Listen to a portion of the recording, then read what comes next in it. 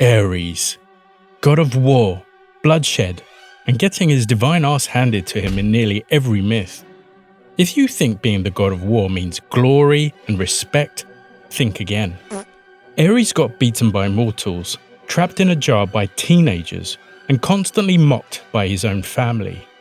Even Zeus, his own father, called him the most hateful of all gods. And yet, somehow, he became one of the 12 Olympians, and later, Rome's favourite god. So what happened? And who really was the god of war? Welcome to the mysteries of mythology. Why it sucked to be Ares. I'm not sure exactly when it started, but somewhere along the line, I stopped seeing the bad guy in the same way. When I was a kid, it was all about the hero, the good guy, Superman. The villain was just some two-dimensional baddie we all booed without question. But over time, that changed. It's not that I agree with the villain, but I could imagine why he did the things he did. I started to have empathy for them. And it turns out it wasn't just me. Hollywood leaned into it. Just look at Todd Phillips' Joker or the live-action version of Maleficent. Villains with backstories, pain, perspective. What about Ares? Was he really mythology's bad guy? Or just an Olympian with everything and everyone stacked against him? How did the god of war end up as the divine embarrassment of Olympus? To answer that, we need to understand who he was, and why the Greeks had such a problem with him in the first place.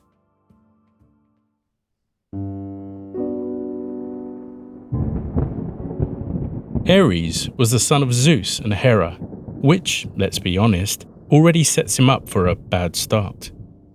He was the Greek god of war, but not the clever tactical kind. That was Athena's domain. She had the strategy, the brains, and was the chessboard of war. He was bloodlust in armor, pure violence, the rage, the screaming, and the chaos of war. In art, he's shown as a mighty warrior, with a spear and a shield, often riding a golden chariot flanked by dogs and vultures. But for all the armor, the finest of weapons, and Olympic muscle, he was famously bad at his job.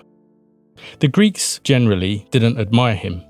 The Athenians especially saw him as everything they hated: impulsive, destructive, and dim. While Athena got temples and respect, Ares got side eyes and maybe a shrine or two in the back corner of town. Even on the battlefield, the one place he should have dominated, Ares couldn't catch a break. So, how did someone with divine strength, immortality, and a front row seat on Olympus become mythology's biggest loser? To understand that, we need to talk about his parents.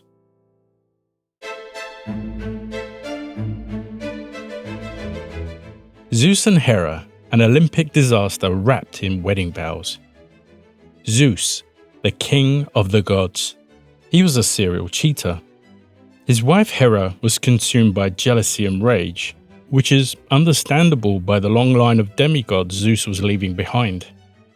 But instead of leaving him, she stayed around and made revenge her full-time job. That's Ares' childhood in a nutshell. Raised in a war zone before he even got the job title. In the Iliad by Homer, Zeus doesn't just criticize Ares, he hates him. He literally says, "You are the most hateful of all gods who hold Olympus." To add to that, Zeus couldn't stop bragging about Athena, his favorite child, who happened to be born from his own head, fully formed and perfect. Think about that. Your dad prefers your sister, who started as a brain tumor, cracked his head open, crawled out, armor and all, and still was his favorite. So you would think that Hera, knowing Ares was her legitimate son, would do what she could to help her son. Nope. Hera wasn't a great mother. Check my Hephaestus video if you need more evidence. Depending on the myth, she either couldn't stand his violent nature or used him as a pawn in her cosmic grudge against Zeus. There's even a story where Ares gets wounded in battle, runs crying to his mum, and Hera barely reacts before telling him to go and see a healer. Top tier nurturing right there. Athena outsmarts and outshines him at every turn, especially in war, which should have been his thing. Apollo mocks him, Hermes tricks him, Artemis ignores him. Even his full siblings, Hebe, Hephaestus, Aletheia, keep their distance. The only one who seemed to genuinely like him was Eris, the goddess of discord. When your best mate is literally the personification of chaos, you're not exactly winning at life. So was Ares born violent, or did the Olympian trauma factory just crank him out that way? The myth suggests both. Even as a child, he didn't just enjoy fighting, he thrived on it. Every time he tried to prove himself, especially to Zeus, he was compared to Athena. No matter what he did, he came up short. Honestly, his worst traits, boasting, blind fury, desperate need for validation, read like classic signs of a neglected kid trying to prove he matters. And weirdly enough, when Ares becomes a dad himself, he was actually pretty good at it. He had several children with Aphrodite, such as Phobos, which means fear, and Deimos, which means terror. But when his demigod daughter, Alcippe, was attacked by Poseidon's son, Ares killed him on the spot. Not exactly subtle, but at least he did something. That's more than Zeus ever managed. So yes, Ares was violent, emotional, explosive, but can you really blame him? Raised in the most dysfunctional family on Mount Olympus, rejected by his father, sidelined by his mother, and outshone by all of his siblings, maybe Ares never had a chance to be anything but a walking disaster. And the universe? Oh, it wasn't done with him yet, because even as a war god, Ares somehow managed to rack up more humiliating defeats than victories.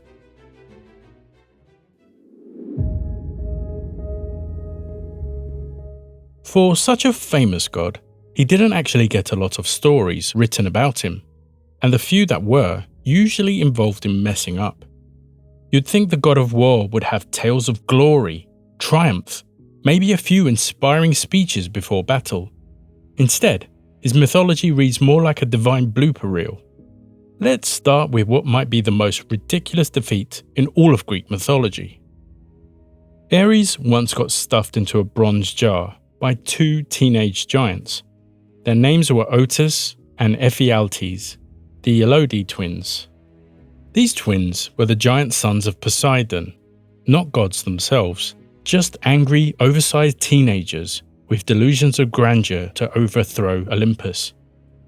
Ares, in full war god mode, marched in alone to stop them, with no allies, no strategy, just himself and a bad attitude. The twins beat him, trapped him in a bronze jar or cauldron, and shoved it aside like a leftover. And then they forgot about him. 13 months passed. That's over a year of Olympus functioning perfectly well while the god of war sat crumpled and silent in magical storage.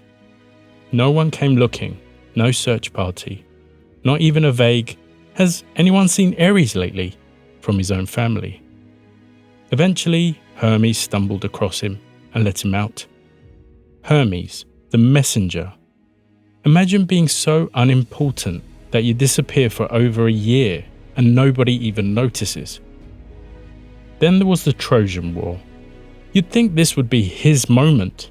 A massive, decade-long war with gods and heroes clashing on both sides. Ares should have been in his element. Instead, he got taken out by a mortal. With the help of Athena. Well, actually a lot of help. Athena guided Diomedes' hand. Diomedes struck Ares in the gut with a spear, and Ares reacted by screaming, according to Homer, as loudly as 10,000 men. After being beaten, he fled, abandoned the battlefield, bleeding golden ichor, and fled back to Olympus to complain. He burst into Zeus's throne room, moaning about how unfair it all was, how Athena helped the Greeks, and Zeus, the ever-supportive father, told him to stop whining and called him the most hateful of all gods. Again. Imagine losing a fight to a mortal, and then having your own father call you the worst Olympian on record. So if war wasn't working out, maybe the god of war could have better luck with love. Well, kind of.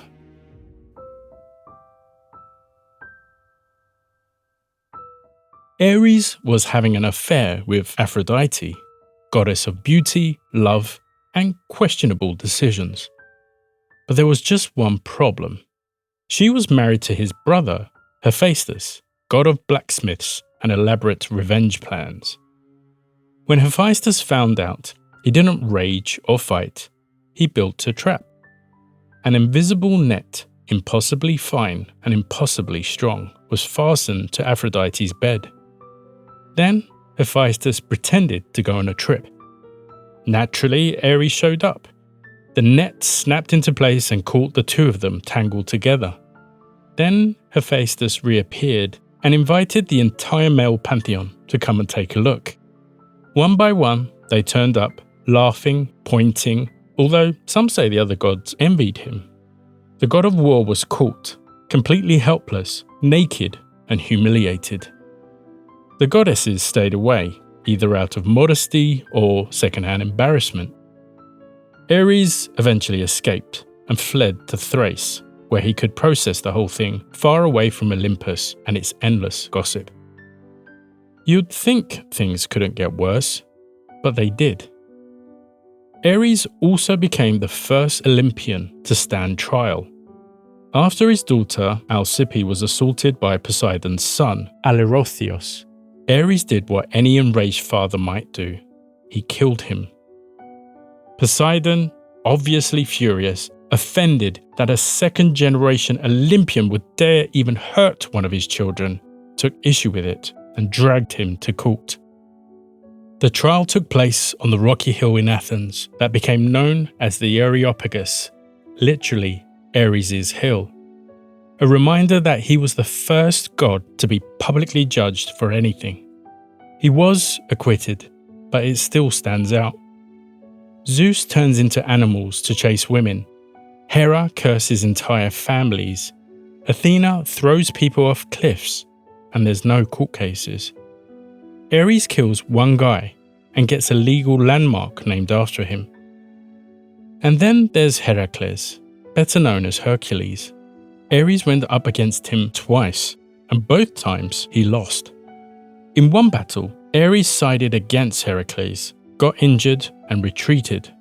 In another, after Heracles killed Ares' son, Cygnus, Ares tried to avenge him. Heracles struck him in the thigh and sent him limping back to Olympus. Ares always did the same thing. Showed up, got hurt, and left. He would burst into battle or an argument like a wrecking ball, then collapse like a wet sponge or run away. He's not remembered for military brilliance, clever tactics, or heroic speeches.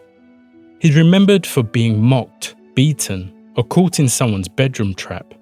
And the strangest part, it doesn't feel accidental. It feels like someone went out of their way to make sure Ares looked like an idiot. And someone did. He was a blind poet, and he had an axe to grind.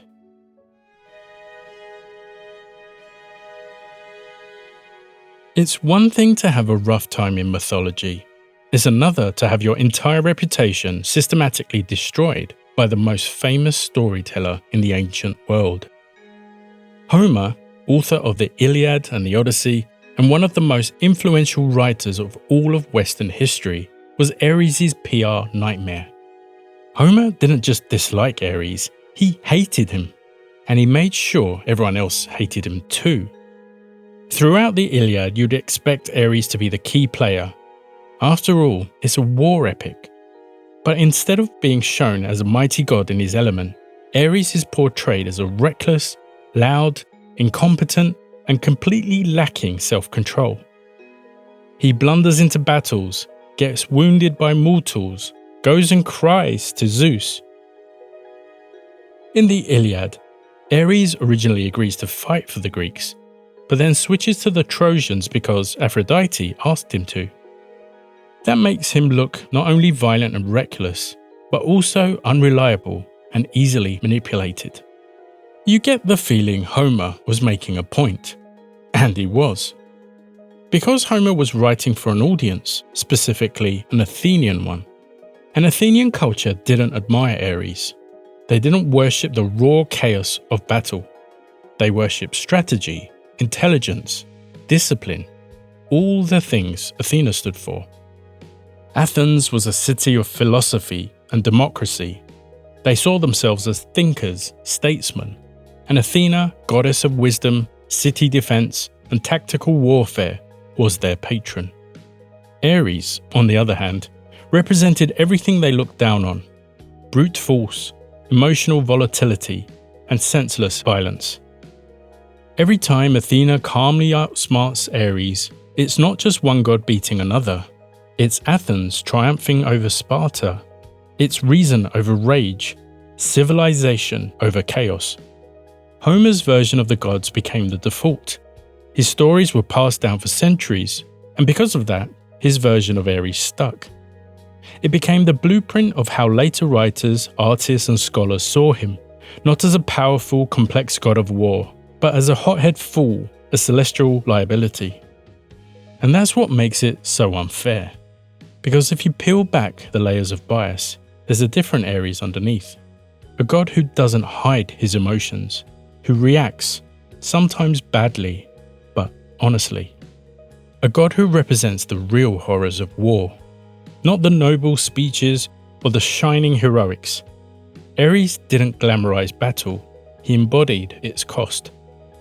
Maybe that's why Greeks didn't like him, and maybe that's why we should.